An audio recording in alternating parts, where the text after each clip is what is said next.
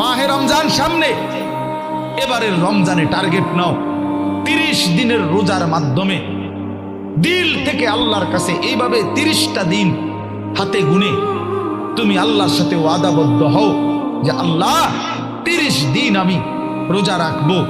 এবং যৌন চাহিদা, লজ্জাস্থানের চাহিদা,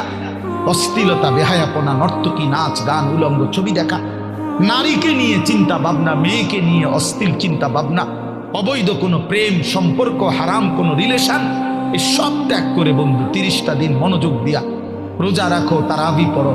ইফতার করো, সাহারি করো, তাসবিহ পড়ো, তেলাওয়াত করো, কোনো আলেমে দ্বীনের সাথে উঠা বসা করো, ইমাম সাহেবের সাথে সম্পর্ক করো। ইনশাআল্লাহ দেখবা